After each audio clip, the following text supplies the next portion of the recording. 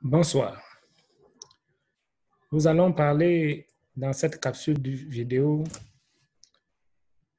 de comment organiser et animer une réunion d'avancement d'un projet. Signalons d'entrée de jeu que la mise en œuvre réussie d'un projet engendre de multiples réunions. Il en existe de plusieurs types en ce qui concerne des réunions. Nous avons des réunions techniques. Nous en reparlerons. Nous avons des revues techniques. Nous allons également y consacrer une capsule vidéo. Nous avons des reportings destinés au top management. Nous y reviendrons également dans les détails. Nous avons des réunions dites d'avancement. C'est ce dernier type de réunion qui va attirer notre attention dans cette capsule vidéo, à savoir la réunion d'avancement. Ce type de réunion, dans le cadre du suivi de projet, s'attarde sur des questions de budget et de timing. Les règles relatives à la gestion des réunions d'avancement d'un projet sont à définir de manière très précise dès le lancement du projet. Il faut que cela soit clair. Ce n'est pas au milieu de la mise en œuvre d'un projet qu'il faut penser aux réunions d'avancement, encore moins à la fin. C'est dès le démarrage, dès le lancement. De manière concrète, ce travail de précision, donc des règles, revient notamment, dans un premier temps, à lister clairement les thématiques qui feront l'objet de ce type de réunion, d'une part, et celles qui en seront exclues, d'autre part. Deuxièmement, deuxième règle à préciser, il faudra définir de façon claire le rôle de l'animateur des réunions ainsi que celui des participants à cette réunion. En troisième lieu, il faudrait assigner un objectif de durée aux réunions, les réunions d'avancement, puisque nous y sommes. Une spécificité des réunions d'avancement est qu'il ne doit y être invité que les membres rapprochés de l'équipe de projet. Autrement dit, comme toutes les réunions, la qualité des invités est importante. Il faut y tenir compte. Et c'est donc tous ceux qui sont dans l'équipe proche du projet qui devraient être associés à une réunion d'avancement. Alors, quel est l'intérêt de préciser tout ça? En effet, l'intérêt de préciser d'entrée de jeu ces règles de manière rigoureuse est de pouvoir rassurer toutes les parties prenantes. Ces règles sont capitales et doivent être rappelées à chaque réunion. Elles tiennent lieu de code de bonne conduite, tant en ce qui concerne le projet lui-même que la réunion dont il est objet ici. Dans les réunions d'avancement, une autre règle très importante, c'est qu'il faut veiller à éviter les débordements hors sujet, quel qu'il en soit. Toujours veiller à recentrer le débat sur l'objectif et le thème de la réunion. Le risque est grand qu'au cours d'une réunion, on sort de l'objectif pour aller raconter d'autres types de choses. L'animateur doit être très rigoureux.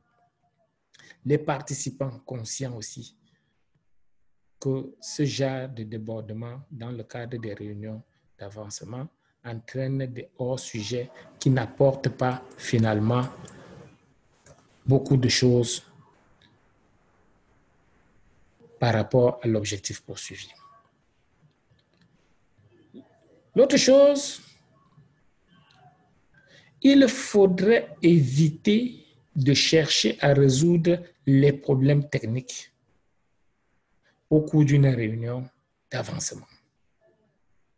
Réunion technique, on en parlera. C'est un autre cadre. Ce n'est pas dans les réunions des problèmes techniques, c'est dans un autre cadre. Ce n'est pas au cours des réunions d'avancement qu'il faut parler de ça. Il faudrait plutôt s'investir à décrire ce qu'il faut faire pour les résoudre, ces problèmes techniques-là. Ce n'est pas la même chose, hein?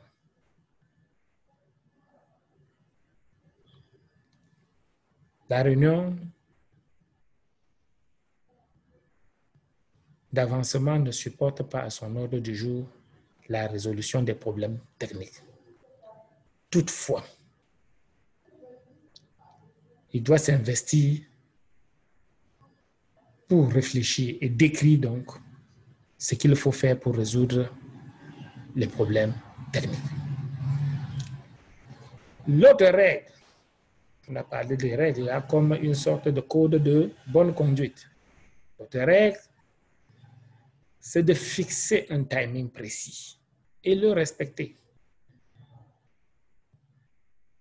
La réunion commence à 18 h et ça doit finir à 20 h. Bon, j'exagère. La réunion commence à 9 h et ça doit finir à 10 h. Il faut que cela soit clair. Il faut se débrouiller pour qu'effectivement à 9 h, ça commence. À 10 h, ça doit être terminé. Et là, je vais dire quelque chose qui va vous surprendre, même si le résultat n'a pas été atteint totalement. Il faut arrêter.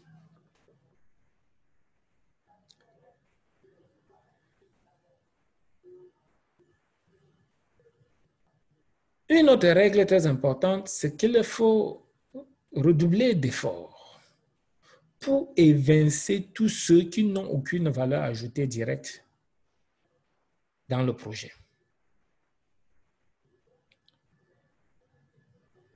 La réunion d'avancement ne supporte pas les fâcheux, les curieux, les inquiets et autres stressés. Donc, la plupart du temps, l'effort consiste à freiner le projet.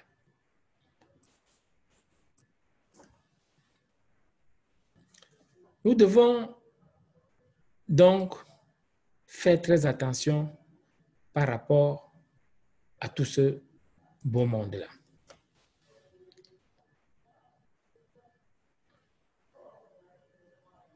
Une réunion d'avancement de projet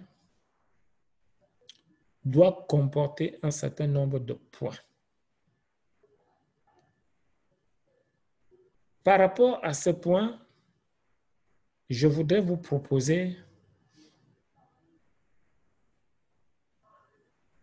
un modèle en 5 sous-points.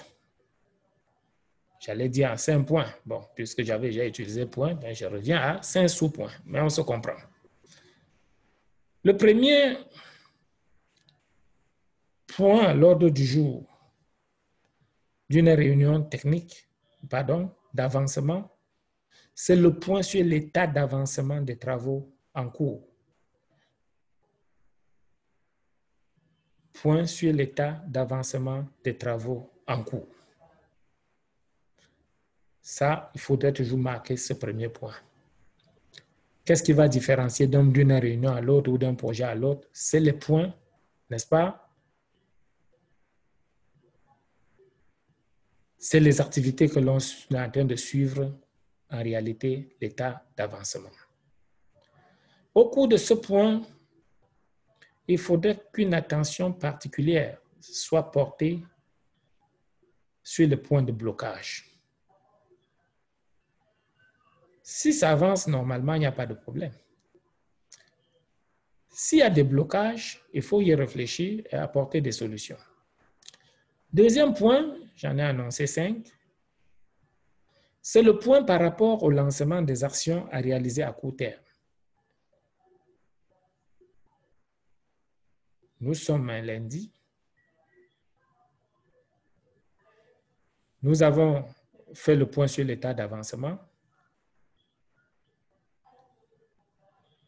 Les tâches du projet qui doivent commencer dès aujourd'hui ou à partir de demain, en tout cas les tâches à court terme, il faudra y réfléchir.